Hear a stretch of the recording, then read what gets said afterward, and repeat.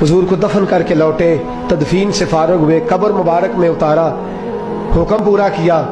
कहते हैं वापस आए तो जनाब अंस से सैयदा फातिमा कहने लगी, अंस तूने भी मेरे रसूल पे मिट्टी डाली है? अंस तेरी जुर्रत हो गई थी? फरमाते उस वक़्त फातिमा का पहला आंसू गिरा और फिर 6 महीने हुजूर के बाद हयात रही, मैंने उसके आंसू ही गिरते देखे। लोग सो जाते, वो हुजूर के रोज़े पे जाके बैठ जाती।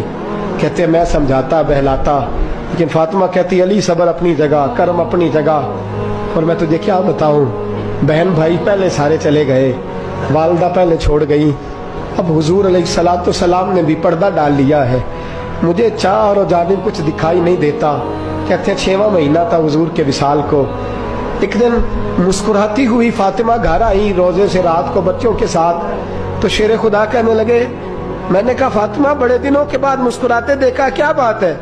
तो कहने लगी अली आज मेरी आंख लग गई थी, मुझे हुजूर ख्वाब में मिले हैं, तो मुझे हुजूर ने कहा तू रोती क्यों है? तो मैंने कहा महबूबा मेरा दिल नहीं लगता।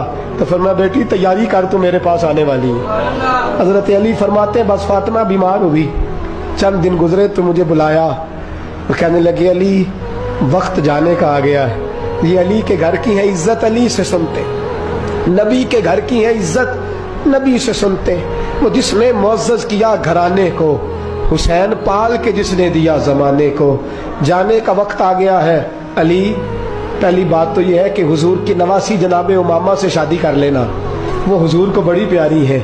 और दूसरी बात यह है कि मेरे हसन हुसैन इनका खास ख्याल रखना। और तीसरे लफ्ज़ कहे तो हजरत अली तड़प के रोए, कहने लगी मैंने वक्त गुजारा है, आपकी हुकूक मेरी जिम्मेदारी थे, मैं इंसान थी भूल जाती थी, अगर मुझसे कहीं कोई कमी रह गई हो तो मुझे रज़ाए इलाही से दरगुजर करना, कहीं मैं हुजूर के सामने जाके शर्मिंदा ना हो जाऊं। शेर खुदा करम अल्लाह ताला वजहुल करीम फरमाते हैं मैंने हाथ थामा और मैंने कहा फातिमा अली का बड़ा मर्तबा था, पर जो तेरी निस्बत से कमाल था वो तेरा ही था। तू कैसी बात करती है, तूने तो हद कर दी, शहजादी हो के मेरे घर में खादिमों की तरह रही। हजरत फातिमा रज़ियल्लाहु ताला अन्हा का दूसरा हुक्म ये हुआ कि मुझे रात को दफनाया जाए। और फरमाया मेरे पहले मदीने में ऐसा नहीं होता था, ये हजरत फातिमा ने सबसे पहले कहा। फरमाया मेरी चारपाई के साथ लगा के ना शाखें, चारपाई के साथ तो ऊपर ला के उन्हें ऊपर से बांध देना और उन शाखों के ऊपर एक कपड़ा डालना, मेरे कफन पर भी किसी की नजर न पड़ जाए।